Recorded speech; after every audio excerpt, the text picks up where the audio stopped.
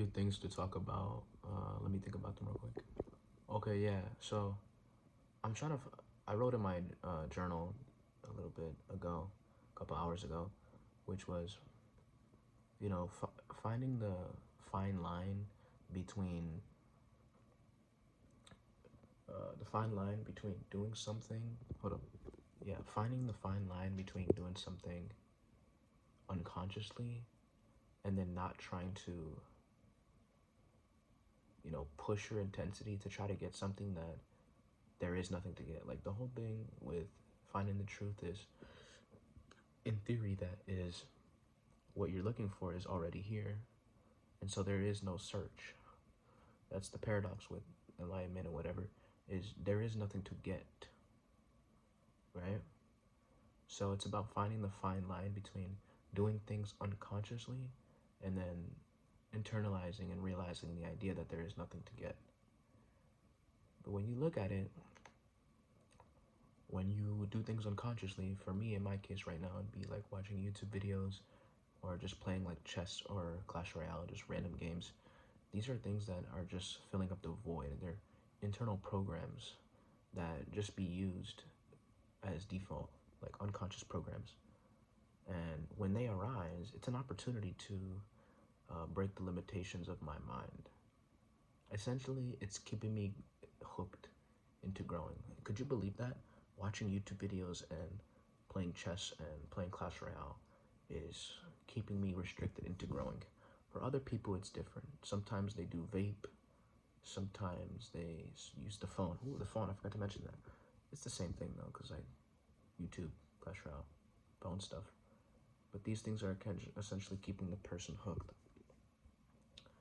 But so finding the fine line between doing things unconsciously and like doing things consciously and like doing things consciously, but not the idea to, it's so fucking weird, not the idea that that there's something to go get, because apparently the said guru is enlightenment is a coming home, realization is a coming home.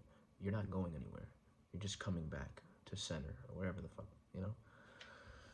you're coming back to the center. But if you really look at it from an intellectual standpoint, unconscious activities, you're distracting yourself, you're running away from here, you're just trying to be here, and certain activities are more, they work better for certain people in order to keep them here.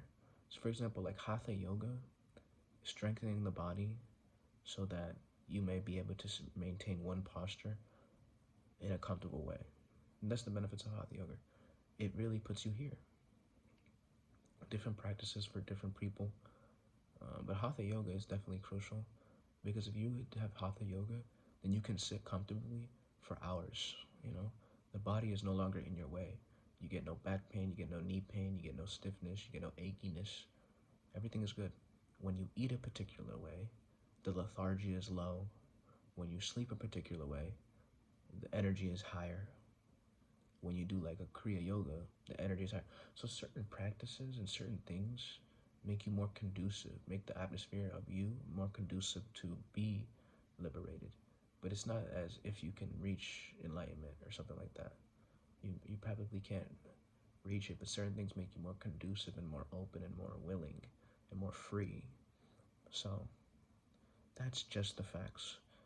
But what tends to happen is people create an unconscious desire. They don't realize they're doing it, which deep below the whole entire dogma of spiritual practice is the idea that these practices will lead somewhere, and you have to just completely abandon that idea in and of itself.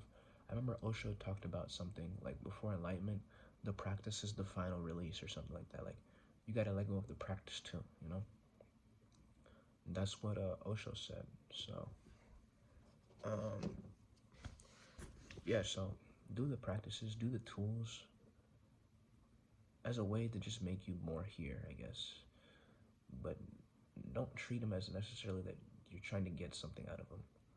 There's definitely a way to do something in terms of experimentation in a playful matter. Play hatha yoga, play kriya yoga, play a healthy diet, play good sleep, Play consciousness. Don't try to force. Definitely, I think there's a way. you know and when you're doing unconscious things, and then you try to like not resist, but you try to just not do the conscious thing that you're doing, the resistance and the internal internal fire begins to cook itself.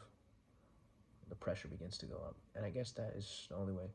You have to be able to release those and just surrender to those sensations, I think. So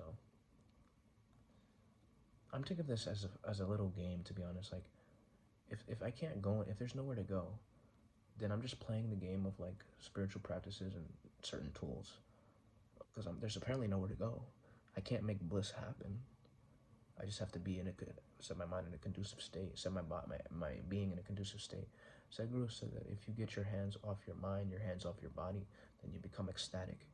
He put it into a very simple application. Get your hands off your mind, get your hand off your body, and you become ecstatic. Now let me get to the second part. Knowing everything I just said right now, that people are trying to like live their lives in terms of what they can achieve, and bro, it's not a matter of what I can achieve. It's just like, bro, what the fuck else am I gonna do here? Like, I could be the guy who goes in a fucking cave and sits, or goes to an ashram and just does ashram nigga things, nigga chilling in the fucking ashram, and he becomes more spiritual, enlightened, more peaceful, more free. Yeah, that's fine. I can do that. But why? Like, why can't I do another? Like, if it doesn't matter, why can't I do another thing? I can visit the ashrams. I can do the techniques. I can learn them. But why can't I curate? Why can't I curate something? I know it's an egoic thing. I know it's an identity-based thing. I know it's the thing that makes me feel comfortable. But since I haven't created anything yet, like significant, I would say, I'm 23.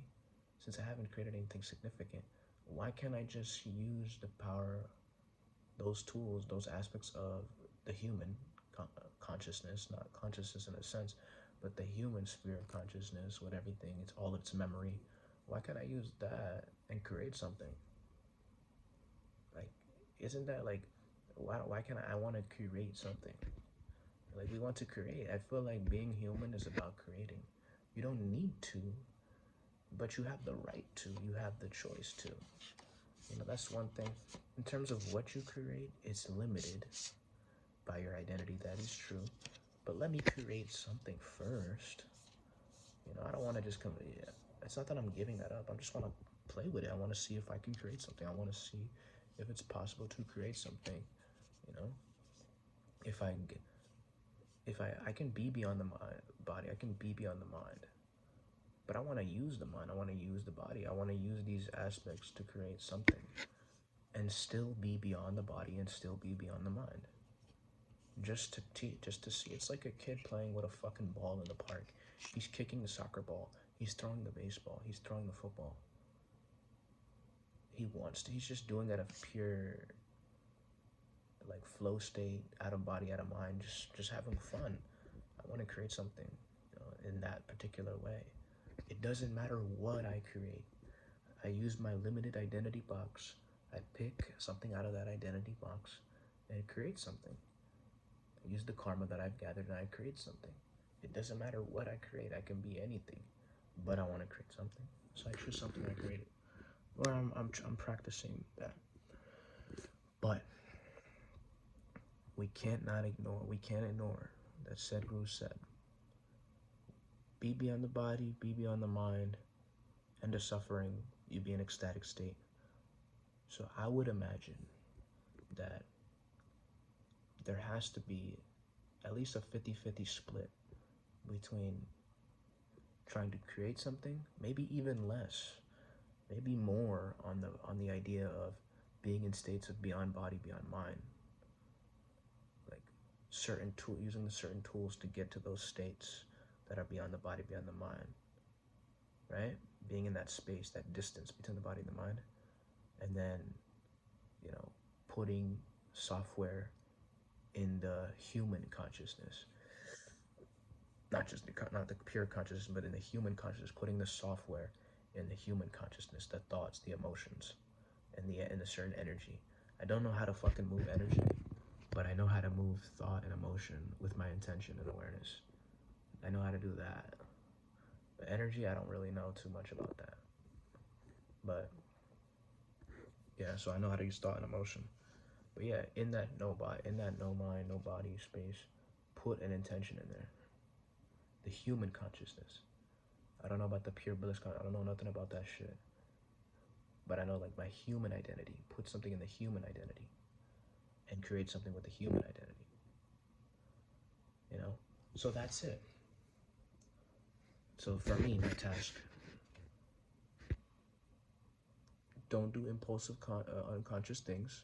Not as like don't do it, but just to play, just experiment. Induce a state of no body, no mind. You know, using the techniques that you've gathered that get you to that no body, no mind state. Relax, make the body go at ease. You know, taking care of the necessities, diet, nature, exercise, make a more conducive atmosphere to get to the no body, no mind state. Do the Kriya Yoga, the Shambhala Mudra Kriya, and be in the no body, no mind state for periods of time. Not trying, just trying to bring a conducive atmosphere to get in those states. Then in those states, after doing those states, fuck around with the thought and emotion to create something. Put on a face, put an identity, put a certain software, and create something. This is my task, which I think this is my task. Because it doesn't matter what I create, what I do in the world. It doesn't fucking matter. It's all about it's all about the way I am. You know, not in a personality context, but in a experientially, truthful context. You know, that's all I have to say.